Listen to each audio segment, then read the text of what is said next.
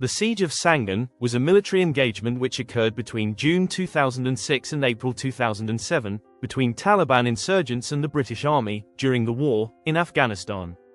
During the engagement, the district centre of Sangin district in Helmand province was occupied by British forces and was completely surrounded by Taliban fighters. At one point fighting became intensive, causing General David J. Richards, the then NATO commander in Afghanistan, to declare that Helmand province had seen the fiercest fighting involving British troops since the Korean War. The siege became the emblem of the difficulty of the mission being carried out by British soldiers in Afghanistan, who nicknamed it Sangingrad in reference to the Battle of Stalingrad. Sangin, a town of 30,000 inhabitants in Helmand province, is situated in a green zone, a fertile agricultural area. By 2006, it was well known for opium poppy production and Taliban activity. Control of the city was strategically important to the Taliban because it would allow the transportation of poppy from the north to go south to Maiwand and Pakistan and enable them to cut off Afghan central government garrisons. The situation in Sangin was fragile due to the presence of two competing Pashtun tribes. The Alakozai tribe, who held the district governorship and wielded political power, was at odds with the Ashokzai tribe, who had sympathies for the Taliban.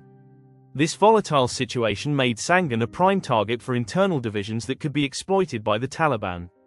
The Taliban would be assisted in various ways by the local Ashokzai when they attacked and captured the city in mid-June 2006.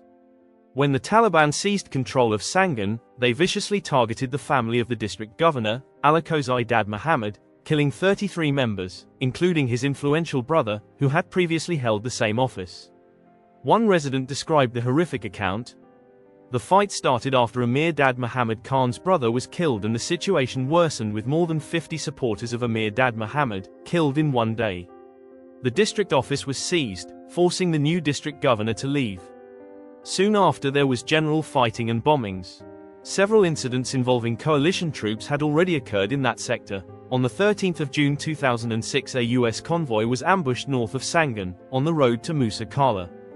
Alpha Company, 3rd Battalion, Parachute Regiment, were called into the town to protect the convoy, but they withdrew after only 24 hours' presence. In late June, under pressure from President Hamid Karzai, the decision was taken to deploy British troops in Sangin, to enforce the authority of the Afghan central government. This represented an important change from the ink spot strategy that had been carried out previously around Lashkar Gah. With the Taliban now in full control of Sangin, the British were deployed to recapture the city. Alpha Company was called in to secure Sangin on the 21st of June 2006, after the Taliban had killed 5 civilians on the 18th of June, accusing him of working for the government, and a further 27 shortly afterwards when the relatives went to collect the bodies. 120 British troops arrived in 2 Chinook heavy transport helicopters. The Taliban initially put up no resistance as the British entered the city, and the attitude of the local residents seemed passive, if not sympathetic to the presence of British troops, who were able to patrol the city safely. At the district centre, the governor's compound, located half a mile from the town centre, became a garrison for the 120 British troops. The DC housed the local government offices, and an Afghan police force with positions strengthened with rudimentary fortifications consisting of foxholes dug around the perimeter, and sandbags reinforcing the compound walls. The situation changed abruptly on the 27th of June after a failed raid by the Special Reconnaissance Regiment, during which 2 soldiers were killed not far from Sangin. A delegation of local elders arrived at the governor's compound and demanded the British leave the city. The attitude of the locals changed suddenly, and the base was attacked soon after with small arms fire. The Taliban were able to hide and move freely through the bazaar and alleys with the assistance of locals, from which the Taliban would emerge at night to ambush and attack the British in the city centre. Taliban attacks increased to 5 or 6 a day, including fire from RPG-7 anti-tank rocket launchers. With all roads cut, the British at the DC now effectively found themselves under siege, and wholly dependent on helicopter flights from Camp Bastion for resupply. This resupply was sometimes interrupted for as long as 5 days, due to risk of Taliban firing on the helicopters. Despite the Taliban fire, a unit of Royal Engineers surrounded the whole compound and the helicopter landing pad with a double rampart of HESCO barriers. On the 1st of July, 2 signallers, Corporal Peter Thorpe and Lance Corporal Jabron Hashmi, and an Afghan interpreter, who were listening into Taliban communications, were killed when a Chinese-made 107mm rocket hit the DC. Hashmi was the first British Muslim soldier to die during the War on Terror. Each attack was repulsed, as British troops posted on the DC rooftop directed fire from artillery, mortars and airstrikes from attack helicopters and jets against the Taliban, inflicting heavy losses. The situation worsened when the Afghan policemen began defecting to the Taliban, giving them inside information about the layout of the base. On the 16th of July, during Operation Mountain Thrust, 200 British paratroopers, supported by Apache attack helicopters, were inserted into Sangin via Chinooks. With these reinforcements, the besieged British troops led a concentrated attack that broke the encirclement of the district centre. They were supported by 700 International Security Assistance Force coalition troops, including American, Canadian, Afghan and Estonian forces. In a subsequent cordon and search operation, the town was sealed off and Taliban compounds were searched and cleared. 10 Taliban were confirmed killed during the clearing operation, and the others were driven out. The operation weakened the Taliban's hold on the city, but did not break it, and the DC soon came under attack again. On the 20th of August, a 20-man group of paratroopers was clearing a compound when they were ambushed by the Taliban. Alpha Section led by Corporal Brian Budd counterattacked and Budd himself killed 2 enemy fighters, but the section was forced to withdraw under heavy fire, with 2 men injured. It was only later that the platoon commander realized that Budd was missing, but rescuing him proved impossible due to heavy fire from the Taliban.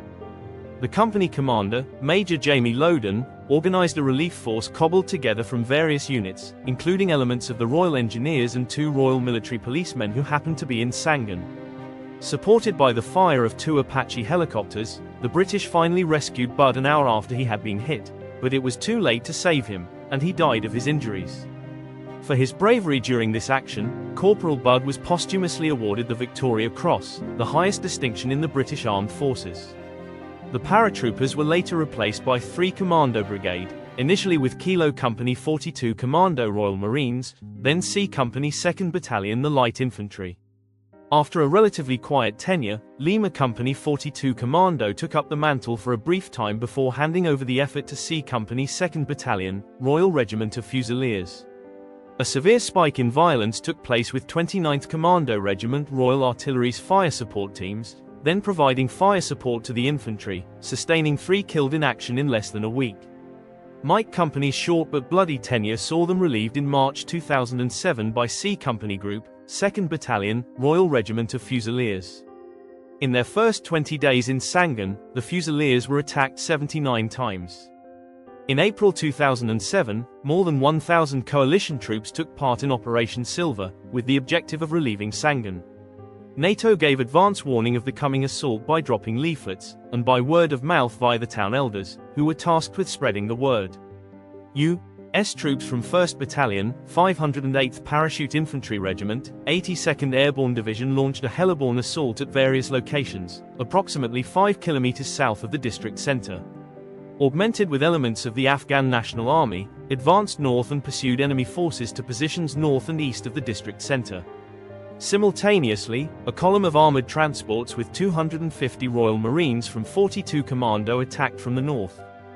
Danish and Estonian soldiers also participated, and fire support was provided by Dutch and American aircraft and by Canadian artillery. On the 5th of April, coalition troops occupied Sangin, meeting only light resistance, as by this time the town had been mostly vacated by the Taliban, and abandoned by most of its inhabitants. Though Taliban groups still operated in surrounding areas, the Afghan civil authorities were able to return, marking the end of the siege. The governor of Helmand province appointed a new local governor, and a permanent Afghan National Army base was established in the town. This short but intense fight would showcase the desperation and versatility of the long war to come with the Taliban, but more importantly the cost of British forces in Helmand province it would take. Thanks for watching the Siege of Sangin. Make sure to subscribe to keep up to date with all our other videos.